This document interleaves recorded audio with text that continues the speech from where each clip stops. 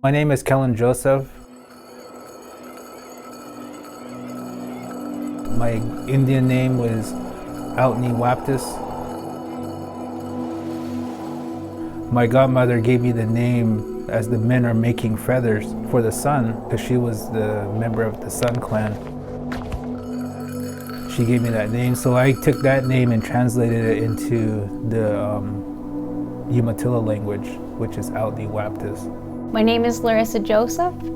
I'm an enrolled tribal member of the Navajo Nation. My clans are Twitich Eatninchle, Lasha Bashashin, Lizathlanishache, Maidishkishishanala. In translation, that means I am Bitterwater, born for the Red Bottom Feet clan. Kellen and I have a healthy relationship, beautiful marriage, a wonderful home, and beautiful children. But it hasn't always been like that.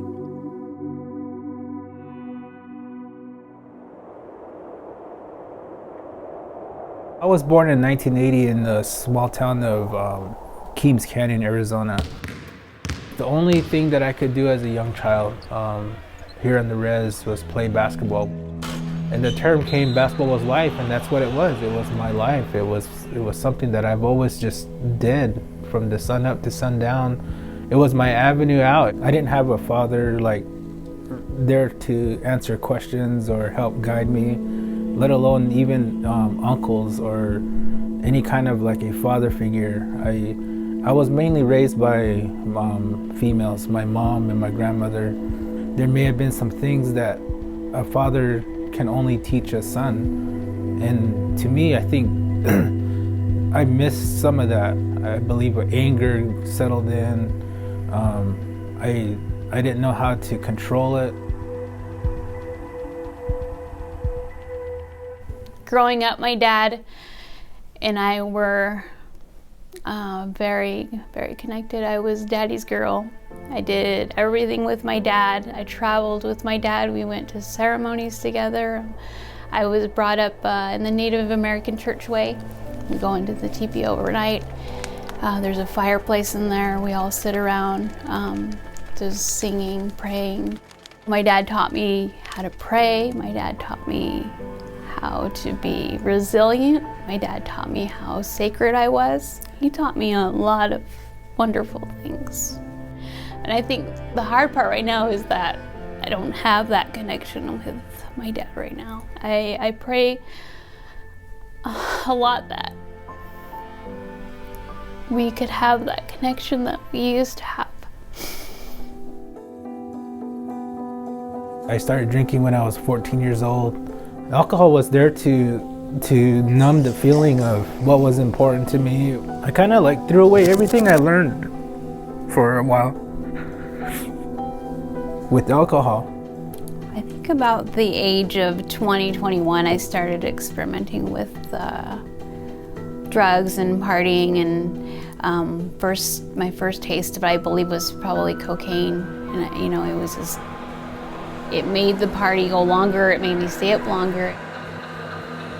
Started hanging out with the wrong crowds, and then eventually somebody introduced me to meth. I was drinking all the time, and I just felt like I was lost. And that's what my father said. He said that I would call him when I was 16, 17 years old, and he would tell me, he goes, yeah, you don't believe in nothing. That's why you're lost, and you need to start believing. It took away all the pain that I was feeling from pushing my kids away, not having that connection with my family anymore, and pretty much not having a connection with anything.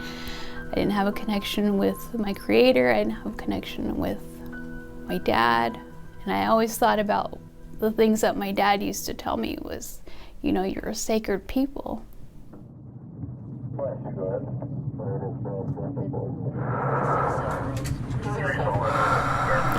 I overdosed on heroin. Exactly 4 days after that first time that I've overdosed, I found myself in the same situation. I had overdosed again. That's when I knew I needed to call my dad and let him know my little secret. I seemed like I lost respect for not only my surroundings, but most importantly, I lost respect for myself. I made the decision to find out who my dad was, and to me that was important. He answered on the first ring, and I just told him, I said, Dad, it's me. And I said, I have something to tell you, and it's horrible. And he got quiet, and he did one of his and I told him, I said, I'm addicted to heroin. And I told him, I said, I just overdosed 2 times in the past week, and I need help. I said, I don't know what else to do, who else to call. I said, life is not good right now, and I need to get away from this place. I need to get away from these people. And my dad said, I will be on the road here shortly, 16-hour drive from Arizona, and he was there, and exactly 16 hours later. At the time I was living with him, I was like getting to know who my father was, and learning the culture, and it just seemed to help me learn what I was missing out on at a younger age. And so in 2011, cancer took his life.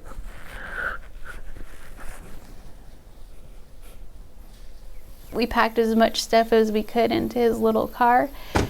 I let my landlord know that I was leaving and that I would hopefully be back in a month, and got on the road. And that was probably the worst drive of my life. What you see in TVs, what you see on the movies, and people rolling around on the ground screaming, kicking, scratching, cold, sweaty, hot, warm, all of those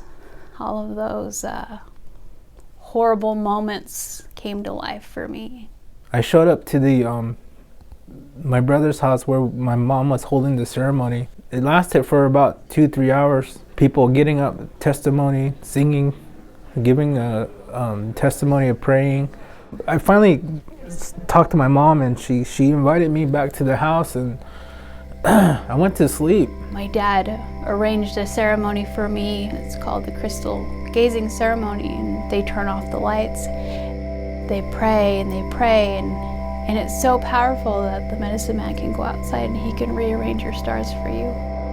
He can rearrange your future. Either spirits came or something, but I just woke up without even thinking about drinking anymore. It was kind of like prayers. The big part of it is you have to believe. You have to believe in this way, or it's not going to help you. Ever since then, I just never drank. It wasn't that I chose to, it was more like I just didn't want to anymore. It was like, I just don't want to drink today. The ceremony is what I believe was the key to my recovery. I remembered everything that I learned, not only from my mom, but my father. I felt like I was a new person. I ended up coming back here to Pendleton after 3 years of being in Arizona, of getting clean and sober. Somewhere our paths were crossing since we were born. My wife was born in the exact same place 9 months before me. We reached out to each other on social media. He was back here working at Yellow Hawk, and I was just up the road staying with my kids' grandma, and we just kind of started eating lunch together. I'd bring him the best sandwiches, and pretty much the rest is history after that. We share a daughter. We have combined family. She has 3 daughters from a previous relationship. I have 2 kids from my previous relationship. We just seem to mesh very well. I knew what I needed to do, and I knew it was going to be hard work, and I did it. Alcohol really did take so much away from me. To battle out of it, it was tough. We had a long journey. We've had to rebuild trust. We had to get to know each other again. We had to figure out how we were going to move forward. My family, they are my inspiration to be my best, to do my best. Kellen's mom, Lynn Sue, she's been an amazing inspiration to me in my life.